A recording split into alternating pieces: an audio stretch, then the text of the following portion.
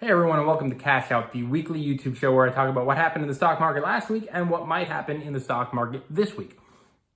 If you are wondering why I'm uploading this new episode today on Monday instead of yesterday on Sunday as I normally do, it's because I got confused and I thought yesterday was Saturday. I thought it was Saturday all day until a friend texted me last night and said, "Ugh, I can't believe the stock market is closed tomorrow." And I was like, stock market's closed every Sunday, idiot, when I, in fact, was the idiot. And at that point, last night, didn't feel like setting everything up with the lights and the camera and the things and my notepads and whatever. So here we are on a special edition of Cash Out on Monday. If you are listening to this on podcast form, as it is now available through Anchor, thank you. I appreciate it. If you're on YouTube, I also appreciate it. This is going to be an interesting week in the stock market for a variety of reasons. I happen to live in Washington, D.C., and I don't know if you've been paying attention, but things are a little bit tense here. Basically, all of downtown D.C. is locked off. Nobody's getting through. It's tense. You know, there might be I think that is a white beard hair or mustache hair that I thought was like schmutz, but it's really just mustache. I'm going gray, guys. I'm going gray. I lost my train of thought. DC's on lockdown. Markets, you know, it's a crapshoot this week. It's hard to say what's going to happen when there's so much going on here in DC. It's the inauguration. That in and of itself, usually, I don't know, maybe the markets react positively. It's a new change. Maybe they react negatively. It's a new change. You know, you can put your spin on it either way you want. If the markets go down and you thought that they were going to go down, you're going to say you were right. It's a story though. It's always a story. On Friday, markets were down, and the reason that the markets were down was because Wall Street was nervous about Joe Biden's tax plan. But if the markets are up, you know, what's that story going to be? You know, Wall Street is excited about Joe Biden's economic plan, stimulus plan, infrastructure plan. It's just how the markets go. It's just how the media gets ratings. You know, they look around, they don't have a story, they make up a story. Oh yeah, it's Joe Biden and his tax plan. Oh yeah, it's Joe Biden and his economy plan. Could just be that people were taking profits, you know? And more likely, if the markets were down on Friday, which they might have been, I forget already, it was in anticipation of what's happening next week in DC. You know, maybe people were getting nervous and they were taking their profits and sitting on cash because who knows what's going to happen. You know, all of downtown DC is locked down. There are barricades, fences, everything's closed off. No one's getting into anything. It is very unusual. I went to both of Obama's inaugurations. It was so packed. I was like nowhere near anything and looking at like a jumbo screen. So it is very unusual what's happening here. Even Airbnb canceled all of their DC bookings because they weren't sure who was coming in to cause domestic terror. So very unique week here in the nation's capital. And look, nothing might happen.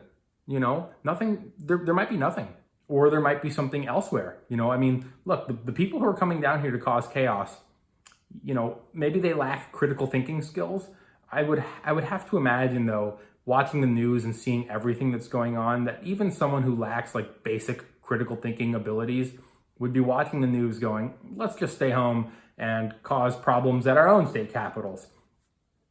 It's a crapshoot. Nobody knows what's going to happen. As a result, it's hard to say what might happen this week in the market. Not to mention the fact that, you know, we have the inauguration, we have the domestic terror, we have a Biden getting elected and all the stuff he's going to do on day one. Maybe he's going to push through a stimulus plan. That could help markets or not, because there were some people who were polled and they said, what are you going to be doing if you get a $2,000 stimulus? And, you know, normally these stimulus checks, if you think back to like after 9/11 when George Bush mailed out some Visa gift cards and said, go shopping, the hope is that they stimulate the economy because people go shopping, they buy stuff.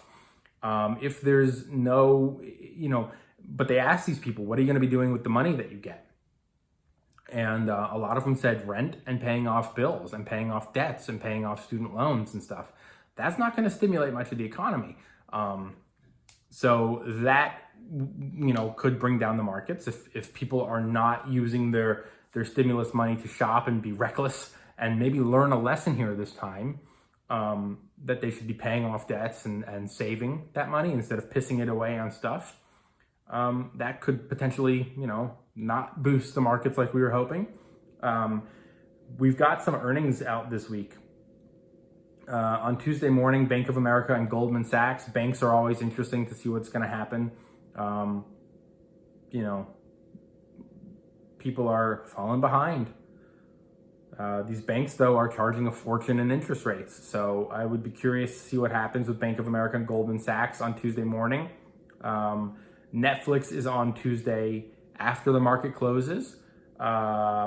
If you're watching this via podcast, you don't know that I'm looking down right now. If you're watching on YouTube, sorry that I'm not looking at you. I'm looking at my notes because I don't have a teleprompter.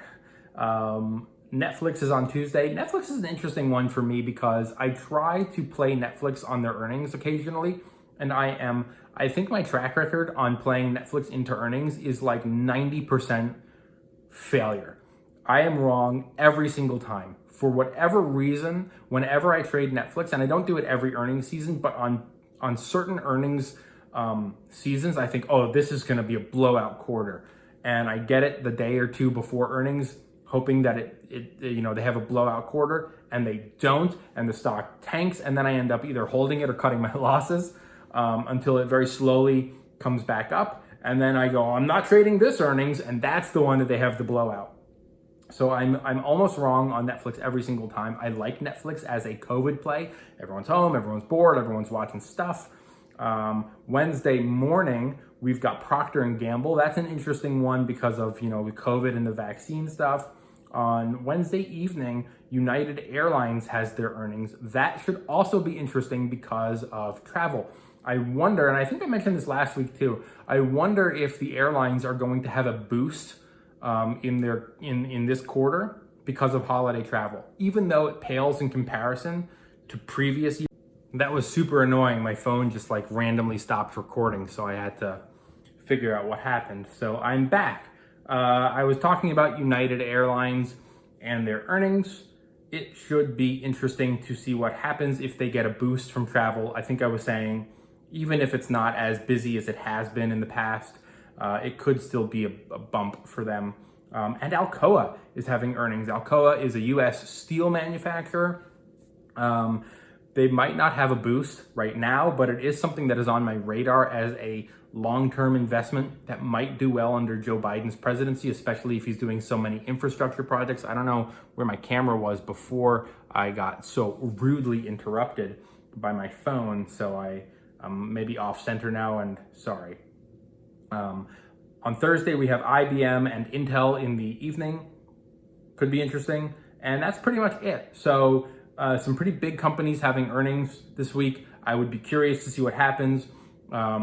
I don't know if these earnings will be impacted by all of the news that is happening, though. So that's something that we definitely want to pay attention to. We want to be keeping an eye on the news this week. If there's domestic terror, if there are problems in DC or other state capitals that could pull the markets down. Honestly, it depends on what happens and how severe or not severe it is. If it's just some protests and they're peaceful and nothing happens, all right, nothing's going to happen in the market. If they are a little out of control, maybe nothing happens again, right? We saw 2 weeks ago in DC when there was that stuff at the Capitol, markets weren't really affected. But like I said, we do have a lot of algorithmic trading and a lot of artificial intelligence and a lot of robo trading going on now. Those robots don't pay attention to the news. They don't really care what's happening. They just see a steep sell-off. They come in, they buy, they sell. They're just doing their own thing, living in their own little bubble. They're not paying attention to what's happening in DC, nor do they care. But there are people behind those robots.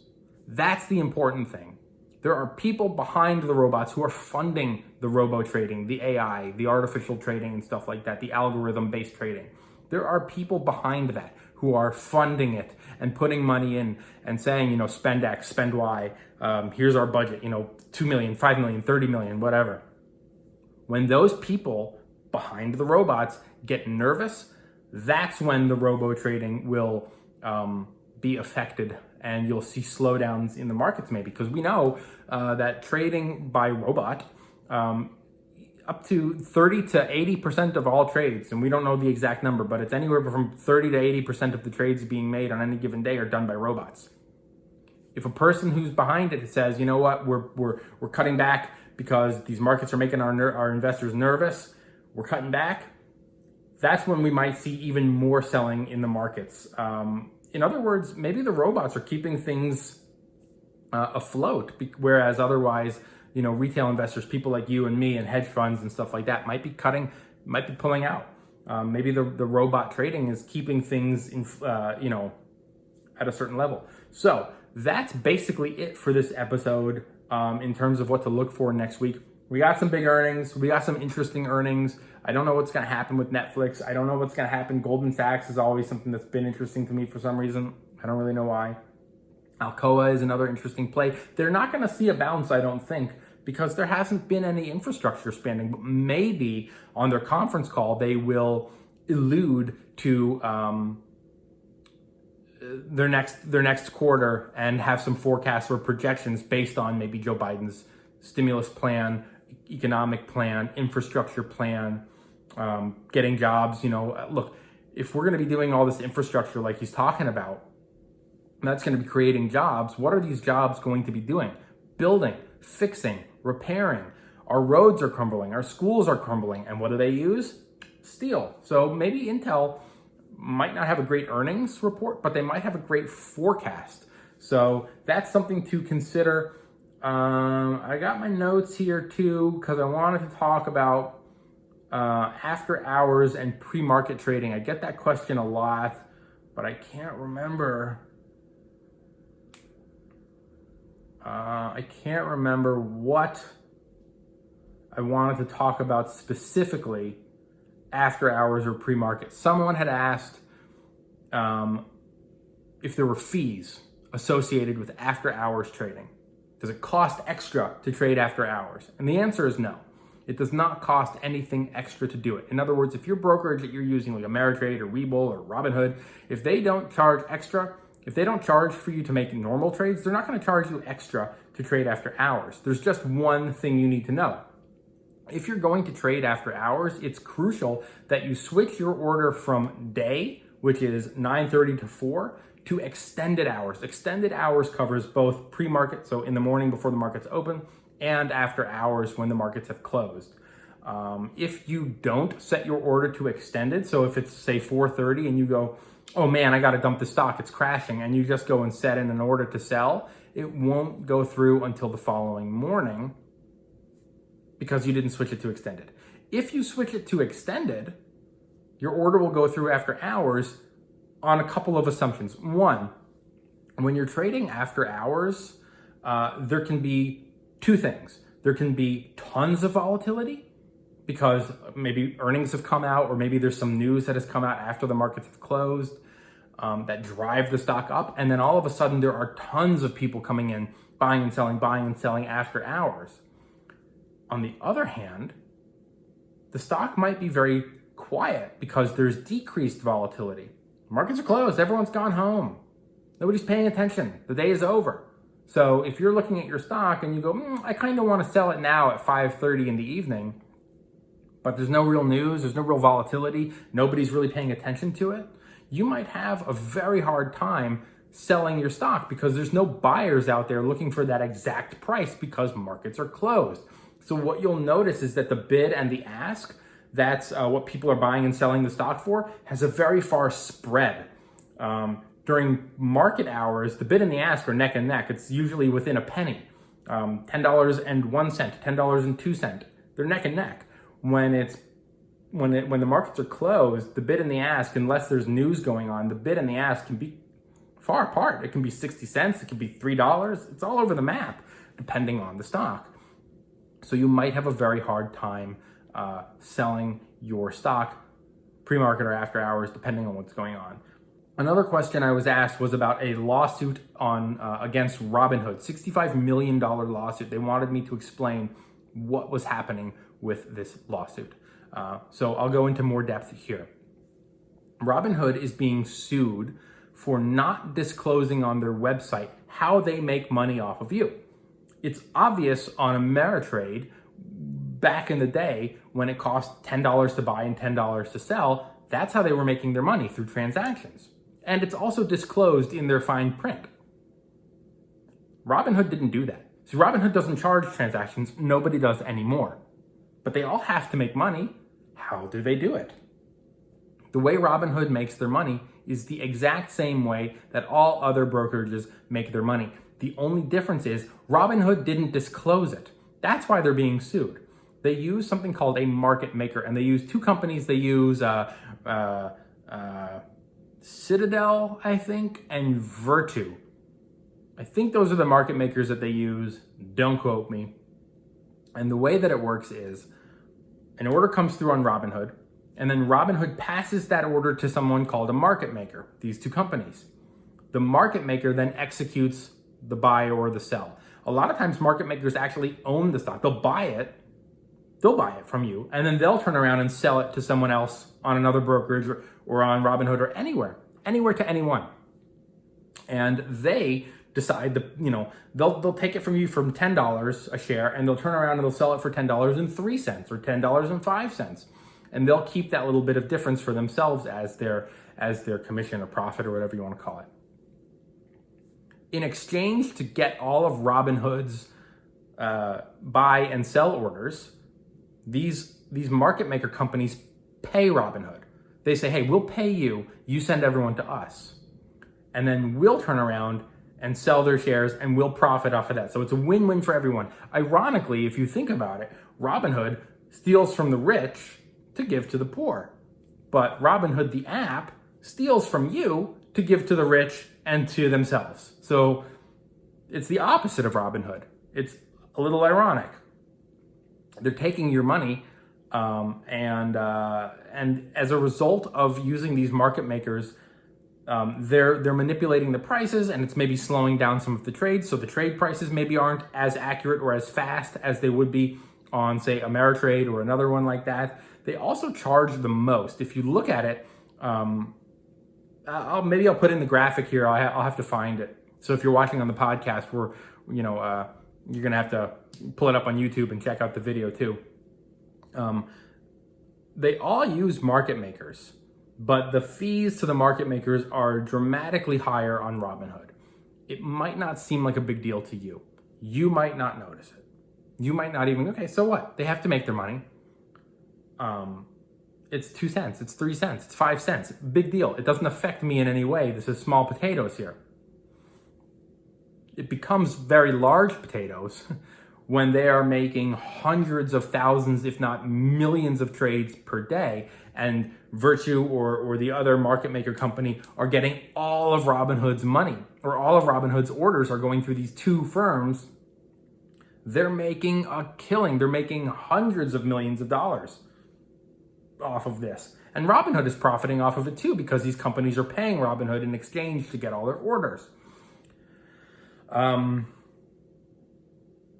It is not illegal. Everyone uses market makers. It's just that it wasn't disclosed. That's part one of the lawsuit. Part two of the lawsuit was, if Robinhood is going to be doing this, Robinhood started as an investing app, but it quickly morphed into a day trading kind of casino where they want more money from these market makers, and the market makers want more trades. And so it's a win-win for Robinhood to sort of gamify their app and treat it like a casino. There's confetti that comes down, alerts, yeah, you had a trade, success. It's just like at the casino.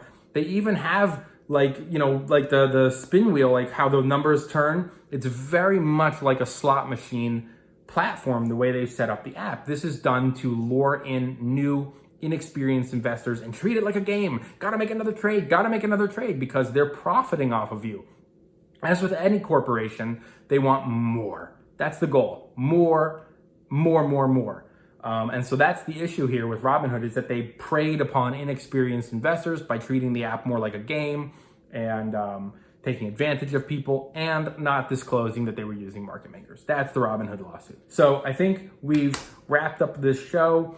Thanks for watching. If you haven't hit the bell or the notifications, please do. Please subscribe. And I promise Cash Out will be back to its regular time on Sundays next week. If you are in the DC area, stay safe. If you are in some other place that is also under alert or whatever it's called, also please stay safe. And we'll see what happens. Follow me on TikTok because I'll be doing some updates throughout the week. And have a good rest of your 3-day weekend.